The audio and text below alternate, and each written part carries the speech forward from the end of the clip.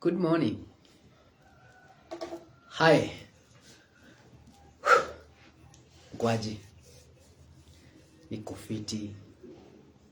Today I want to talk to men. Today I want to talk to you men. So karibieni hapa hivi we have a conversation.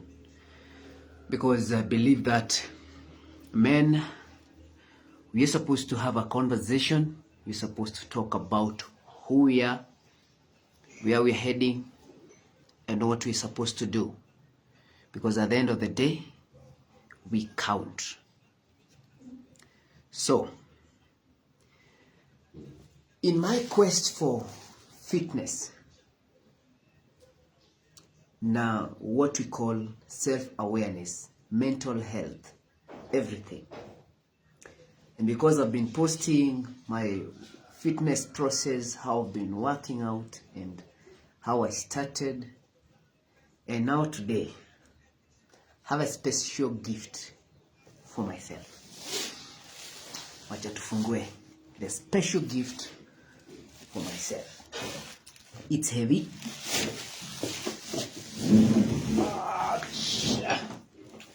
Damn heavy.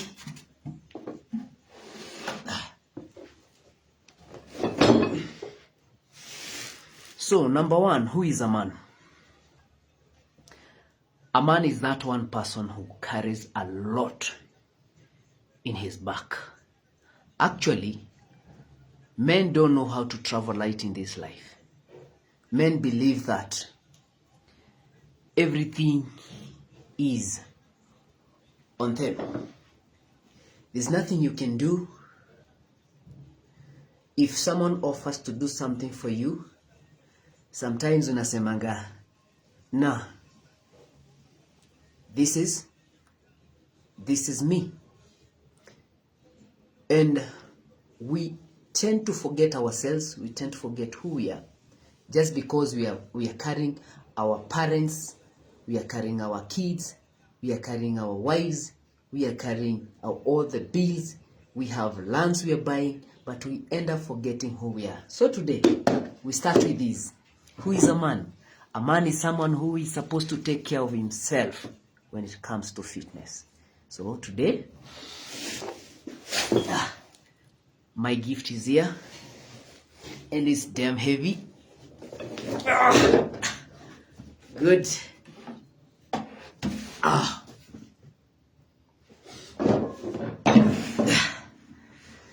So,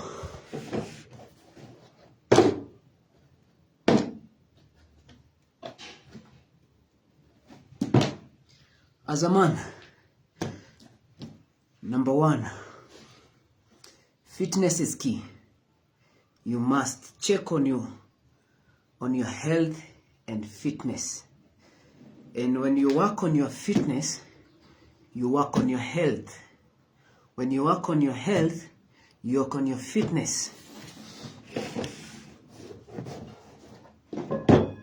Oh shit!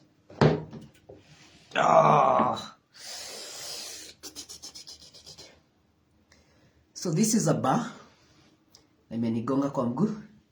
This is a bar. This is the other bar, the extension bar. So those are two bars.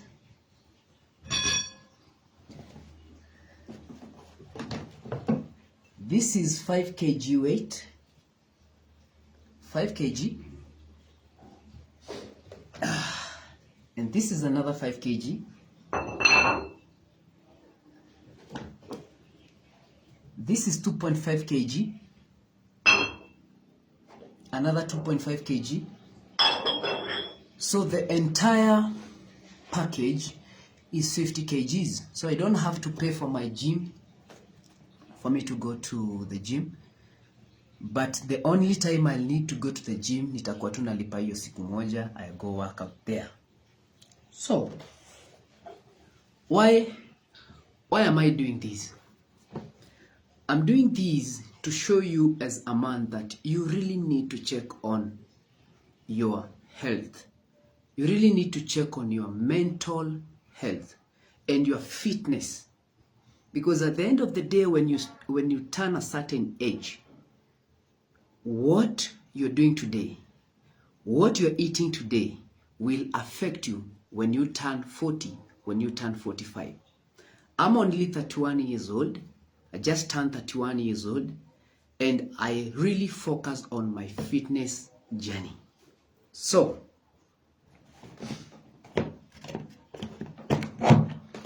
by the time you're 35 years old, what you need to do is watch on your workout. You don't have to lift a lot of weight for you to bulk. Personally, I love lean body. Why?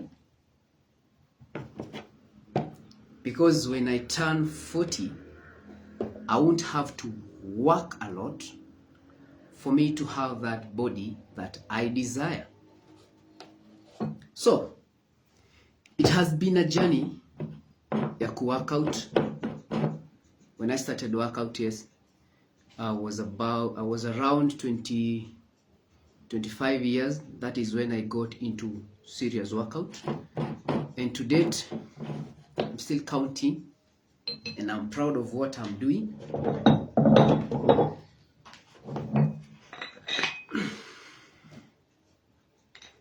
And number one thing as a man, if your mental health is right, then everything else flows. But if your mental health is not right, and if your fitness or if your whole body or you as a person, you're not healthy, number one thing that will happen ni kitu moja. Everything else stop moving. Everything else stop progressing. Why? Because you've forgotten who you are as a man. Then at the end of the day, you realize that hata hiyo school fees yenye ulikuwa unalipa, how manage kulipa. Why? Because mentally you're not strong. So, when you come to investing, you cannot be able to invest because your health is not good. Your mental health is not good. Ati nianze mazoezi. I'm setting up. Steve, Mr. Steve.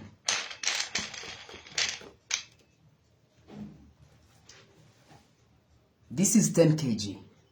Actually, unaweza fanya anything na hii.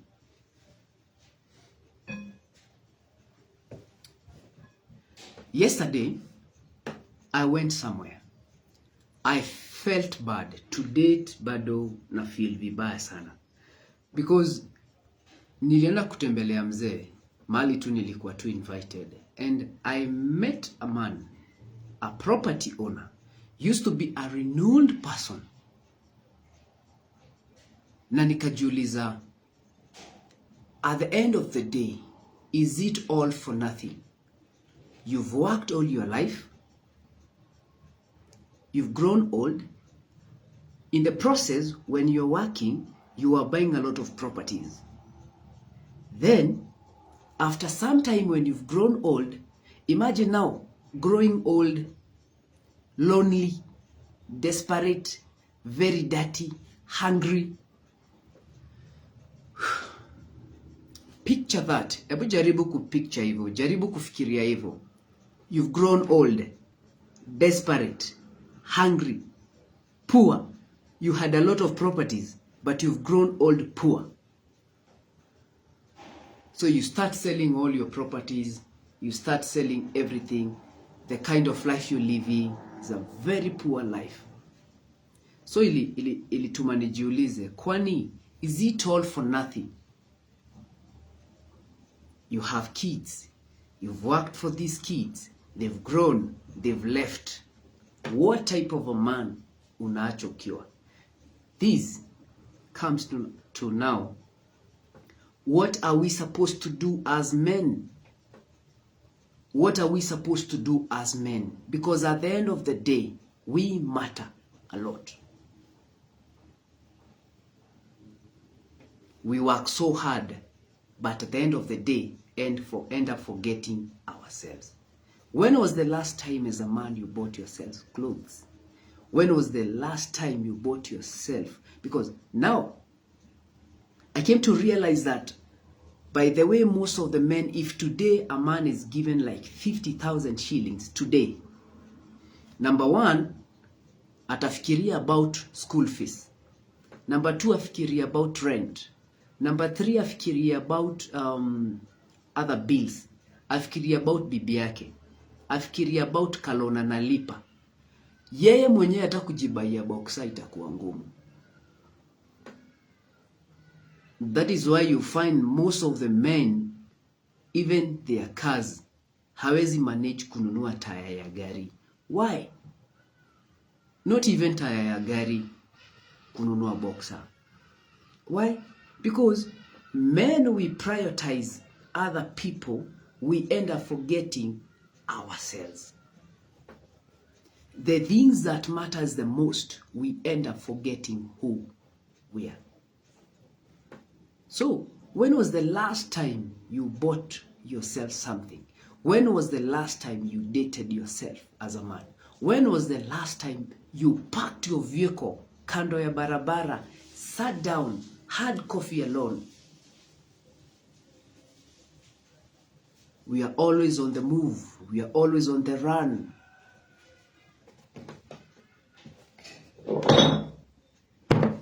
And one thing as a man, credit always goes to our wives.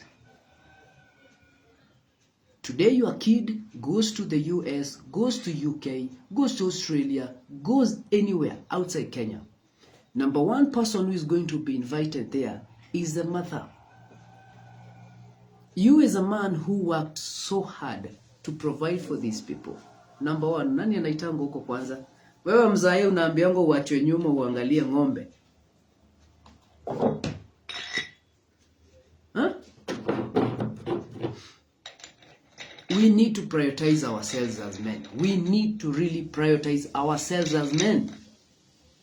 So, the case ya huyo mzee alikuwa na almost 5 acres. And the 5 acres, the mzee amekatakata shamba yake ama alikatakata shamba yake akauza. Alikata almost 26 plots, akauza ploti. Then one person akakuja akanunua shamba hapo chini, that a 50 by 100. He started with a 50 by 100 plot. Akanunua plot ya kwanza. Saizi amenunua plots, amenunua juu ameteka advantage ya huyo mzee juu ni mlevi. Ameteka advantage yake. Anaenda anambaia kikombe, anambaia nini? So shamba atakuwa ananunuaji, anamwekea 20k, anamwekea 30k, anamwekea 50k. So right now that dude has close to 2 acres hapo. When you look at the situation, yeah, that person who sold the land is pathetic. I saw him yesterday, and I was told that he was one of the most prominent guys around. To date, if you go to that town and ask about him, you're going to be taken to his place. Ask anyone, you're going to be taken to his place. It's so sad to see that we men, we can grow old and be pathetic without our kids around, without our wives around.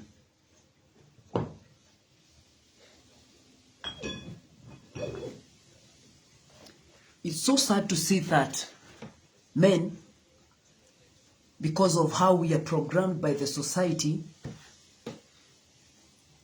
we are the donkeys. We carry everything. We can never travel light. And you know, this life is too short. And we need to travel light always. Invest in your whole life. Kids have gone. You've been left by your wife. You're alone. You can't cook for yourself.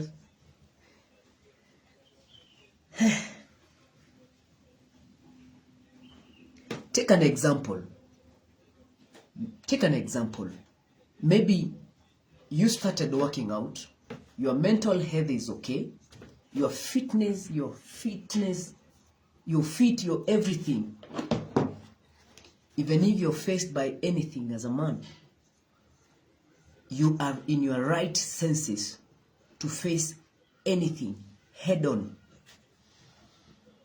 But there's no way as a man you can be able to control yourself. You can be able to work on everything if your mental health is not okay. If you're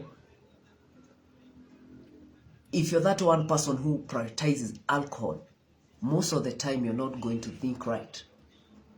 So that is number one thing that has affected that man. Right now, amebakisha kaplot kadogo, almost half an acre, from 5 acres to half an acre, and also that half acre remaining, anataka kuikata auze. Guess what? The people around him are the one dictating the kind of life he's going to live. Power of association. Who are you associating with as a man? It's better you travel alone. It's better you live alone than associating yourself with people that will never direct you to the right direction. I like being alone. Yes, sometimes I like being alone. I like doing things alone. Nowadays, sio zile enzi tulikuwa tunaambiwa ati umoja ni nguvu. If you want to go far, go with a group. If you want to, walikuwa nasema nini? If you want to go far, travel alone. But if you want to go what? Do you go with a group? Nowadays, things changed. It's not like before when people used to travel as a group. It's not like before when people used to do things as together. Even nowadays as chama, wakati umeingia kwa hizi chama za mashamba, sometimes you realize that there is some interest when it comes to the heads. I was in a chama once when I used to own a boutique before I joined real estate. I used to be in a chama. I've been in different chamas. Later came to realize that tumenunua shamba ama tumeambiwa tutafute shamba. But at the end of the day, who is benefiting? Shamba maybe umeambiwa ni ya 400k, mnaambiwa shamba ni ya 500k. Hizo dozi zinagawanywa na hao wakubwa. So by the time nyinyi mnasema ati hii land ni pesa fulani, ama by the time nyinyi mnangoja mkatiwe ploti, already these people have returned their money. So sometimes I prefer traveling alone, going alone, doing things alone. Because even the same group that you have, if you don't have a common goal, then what will happen? You end up realizing you're not in the right group. Like I said, I don't do alcohol. I don't do drugs. I don't do drugs. Why? Because I've seen what drugs have done to my own family members. I've seen the kind of life they live, and I made a choice that I'm not going to use drugs. I want to face my own things head on. If I sense that the things happening around me, they are not right, I'll just walk out. Just walk away. Power of association. You remember the Buruburu guys? What happened to those guys on Christmas? One of the cousins, because I understand they were all cousins. What happened to them? This guy alipewa 2 lift na cousins wake. And by the fact that walikuwa pamoja, wakati hiyo gari ilinyeshewa bunde, hizo risasi, the guy died there and the other cousins died. Kuja kujulikana. You remember the story of Eugene, the guys who traveled? What happened? Let me give you a story of my own friends. I didn't know what the type of job they used to do. I didn't know. But I was in their group. But what they did, kwa club yenye tulikuwa tumeenda, they bought expensive pombe, the likes of Singleton, the likes of Black Label, Mattel. So kwa tebo ni round ya kwanza and already like 60,000 iko pale bill. Then shisha was brought, and kwa shisha they put some weed. No one asked them. Then later, that is when one of them aliniambianga the type of job they used to do, and the owner of the club was a CID. They know each other, ama they knew each other. So mimi nilijiulizanga Paminas, if something inge happen, if kungekuwa na shootout hapo, si ungepigwa tu risasi wewe uende zako. Power of association. Associate with people who can call out on you. Who can call out on you. Men. Priority number one, we need to prioritize ourselves because we are growing old at the end of the day. But what type of a man do you want to grow old? Unataka kugrow old uko unakaa nani? So tumesema, this is the gift. I had to gift myself this one. Actually, I was gifted, not gifting myself. Sorry, I was gifted. Ukipendwa pendeka. Na wewe wait, ukipendwa pendeka. At the end of the day, nitakupenda. Nitakupenda. So as a dude, ukipendwa pendeka. To the young people, if you are getting married, make sure you get married, but get married right. Because the woman you marry determines a lot, determines who you're going to be. The woman you marry as a young guy, personally I got married at the age of 23. I don't regret getting married at the age of 23, yes I don't. But there are things that I do regret. I regret that I did not know it better. Life doesn't have a manual. Life doesn't have a manual as a man. You figure out things alone. And the decisions you make along the way, those are again decisions that matters and decisions that affect your age. I've met a couple of men, a couple of investors.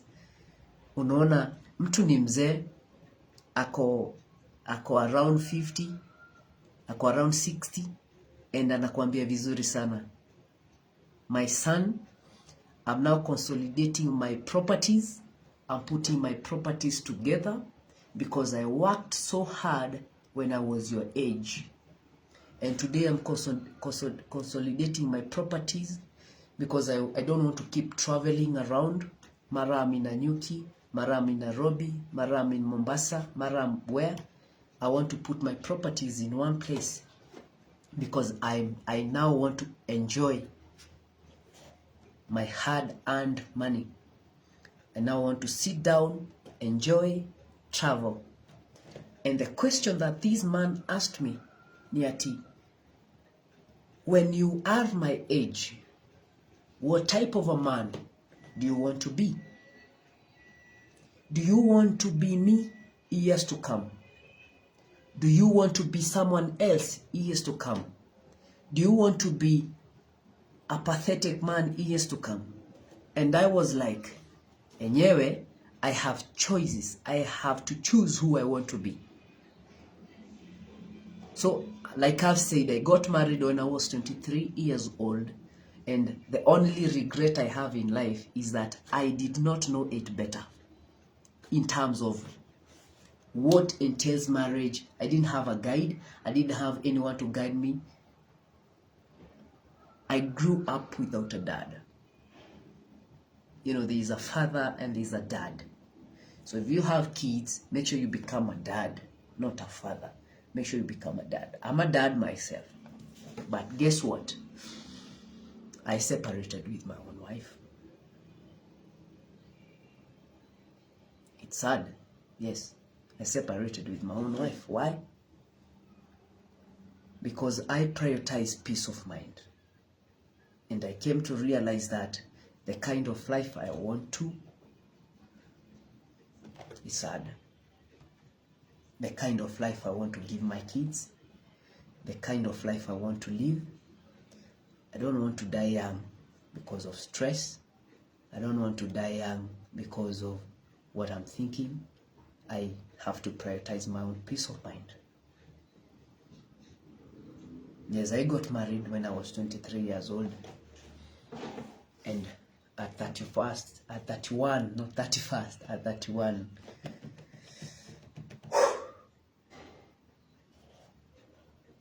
back to square one. But I'm at peace. I had to prioritize me. I have to prioritize me. I had said it to myself when I was growing up that kids will not hinder me from moving out. If I realize that I'm in a toxic relationship, if I realize that I'm not happy, if I realize that I'm not appreciated anywhere, I will walk out. Because I can't imagine that you're going out there, fight with the world, fight with the whole world, then come back to your own home to another battle. That's something I said I'll never do in my life. I said I will always choose me. I will always prioritize me. Sometimes you can love people. You can be with people. Deep down you love them. But sometimes what you need to do is love them from afar. Because your own people, the ones you love too much, can dictate who you be in future. Can dictate who you're going to be when you grow old. Choose you. It's hard to live. It's hard to live because you've built a lot. It is an investment. First time when you decided to buy a land, you looked at your finances. You looked at your finances. You looked at your budget. You started looking around. You looked for a surveyor. You looked for a land agent. The first day that you did a site visit, the day that you took a surveyor, and the day that you made a transaction, the feeling of investing. Man, the greatest investment you can ever do is investing in yourself. The people you love, the people you are close to will determine how far you go. If you decide to leave, and I'm not telling you to leave, if you ever decide to leave, just know it is hard to leave. But instead of end up doing something malicious, instead of end up doing something to harm people, leave. Prioritize you. Choose you. Always choose you. Always. So, invest in yourself. If you don't have equipment, pay the gym. Go to the gym. Invest. Start depositing something for your old age. Usiwe mzee kama huyo nimepeana scenario yake. And another one, a friend of ours too, a friend of one of the investors, nilikuwa nauzia property zake. This man was left when he was 75 years old. 75 years old.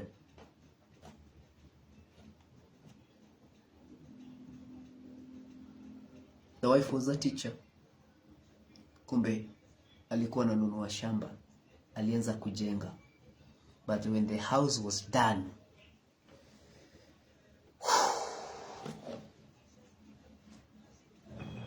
When the house was done, the wife left. The mzee came one night, realized that he's alone. The house was empty. He realized that the house was empty. Where was the wife? The man realized that the wife left with everything. So he was left at 75 years old to cook for himself, to do everything for himself. How many unclaimed properties do we have today in the unclaimed assets? Why do we have so many unclaimed assets today? We have unclaimed assets because most of the men fear to let their own children, their wives, know that they have properties, because wakijua they have properties somewhere, what happens?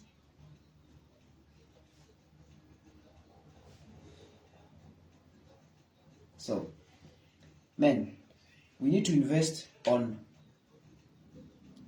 fitness, mental health, some money, tunajifikia zingine kando, ili tukikuja kuzeeka, at least we are not growing or desperate. We need to prioritize ourselves, and we need to travel light. Travel light. Invest on your old age. Invest on your old age.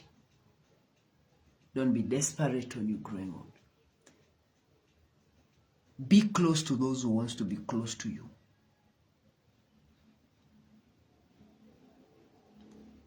Live where you're appreciated. And if you're not appreciated, appreciate yourself. Because the fact remains that the only time you're appreciated as a man is when you die. By the way, your worth as a man is realized when you die. Because the car you're driving today, the properties you have acquired today, and you've protected them so much that you're like, I need to protect my properties. The moment you die, that is when your worth is realized. Because the car that you've protected so much, the properties that you've protected so much, the fact remains that that car sometimes is driven by the Ben 10s. Yeah. Kuishi ni kuona mengi. And as long as you travel, as long as you interact with a lot of people, it happens. One man owned a Mercedes Benz. This man, yo gari yake haungeiguza. When he died, who drove the car the first day? It's the Ben 10. It's sad. Yes, you're not buried with the properties, yes. But your worth as a man is realized the moment you die. So if you have people that appreciate you when you are alive, stick to those people. If you're not appreciated, walk out. Walk out. You care what people will say? You do good, you do bad, still people will talk. Yes, that's the fact. You do good, you do bad, no one still appreciates you.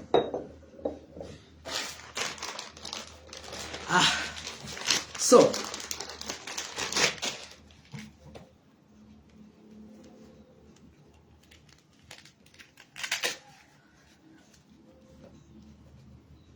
you keep saying that the society will judge me. I saw my own uncle live a pathetic life, by the way. I would say, but I don't care whether they see this or not, but it's true. just because you are a preacher and you cannot leave your wife, you end up living a pathetic life. Choose you. So I've chosen myself. So this is a case, a 50 kg weight. Here are gloves. I love boxing, by the way. I love boxing. Boxing is one way of releasing a lot of pressure as a man, because every punch, every left jab, right jab, hook, that pressure is a lot. I have this other package here, and this other package, as a man, hakuna kitu iwe ina pull down like when you have kitambi.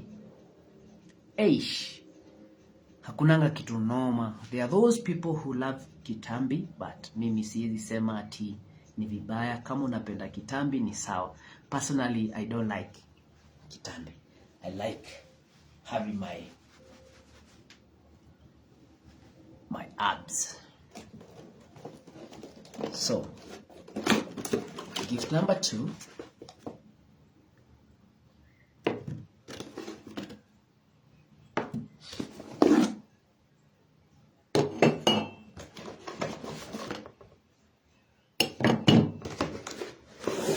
And the knee mat.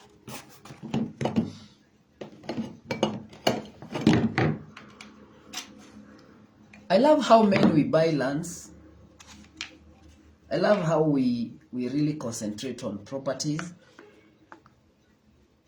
But imagine I don't like the way we don't take care of ourselves. I don't like it.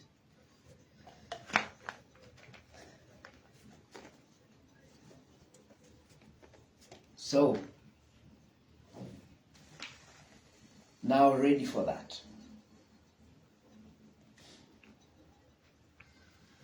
The moment you start hitting gym as a man, the moment you start seeing some clarity, the same way you invest on land, the same way you invest on a house, the same way you invest on a lot of things, it's the same way you're supposed to invest with the weights.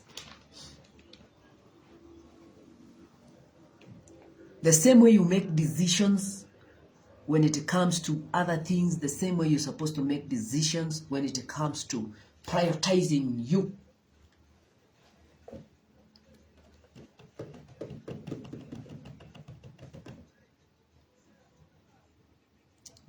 Let us not die young because of the burdens we carry as men. I sometimes advocate of having a crib. This is my man cave. I used to have this man cave as an Airbnb. It was an Airbnb, but I decided I should make it my own man cave. So if you have the potential, you can also have a man cave, because sometimes you need to have your time alone. Travel light at the end of the day. Prioritize who you are.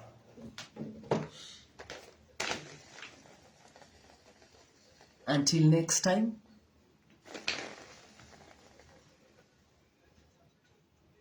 adios.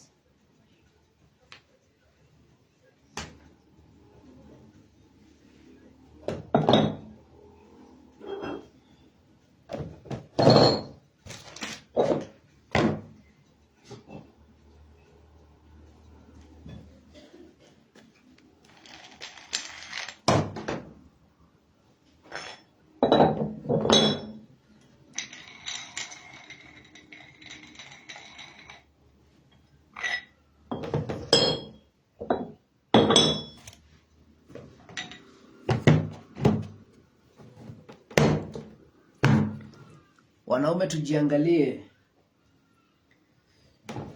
Kuko pabaya leo kuliko jana.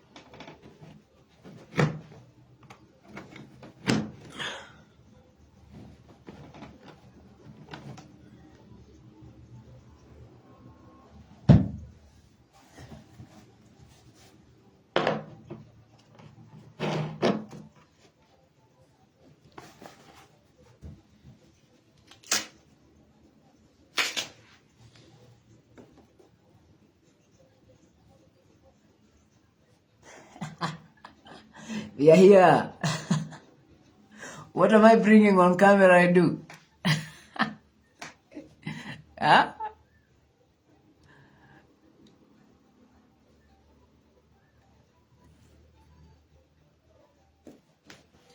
What am I bringing on camera?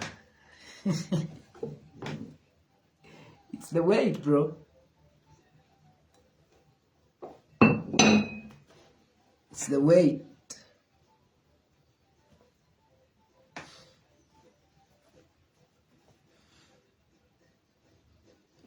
Yeah, it's the weight, bro. You have to love yourself. At the end of the day, make sure you love yourself, Edu. So when you're around a new queue, kuja we do some, yeah, and you do some weights.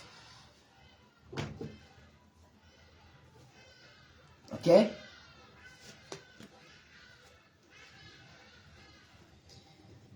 So, now tumemaliza hiyo, make sure you come book for a site visit. We are doing some site visits and we have other projects coming up. We have some projects which we're starting cottages very soon, holiday homes. It's called Simba Suits. Make sure you invest in that project. Usizeeke pale hivyo uanze kuwa na regrets za life. Okay? Yeah.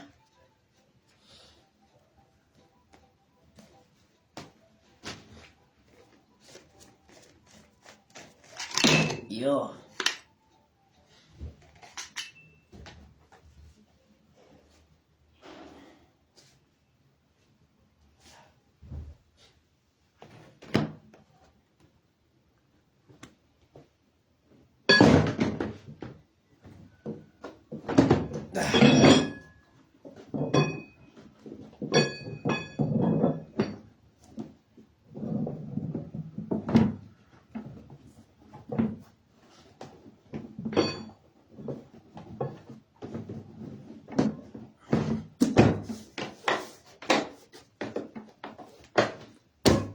So when I'm traveling, I now have my full package of workouts.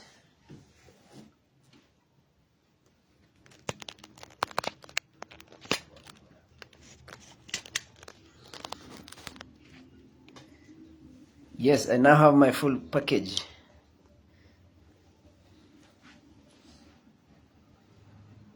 Edu, that's the weight. So you're the one who loves traveling sana sana. That is the weight that you should have. Till next time, love yourself, prioritize yourself, invest wisely as a man, invest on your mental health, invest on your fitness, invest so that by the time you go you're growing old, at least hautakuwa kama hao wanaume our 75 years and that one man mwenye ameuza property zake. Sometimes it's hard to be a man. By the way, it's very hard to be a man, but make a point of appreciating yourself as a man. Step up always as a man. Fight for yourself as a man. No one is going to come, no one is going to fight for you. No one comes to your rescue when you need it. So always say that you're you because you choose to be you.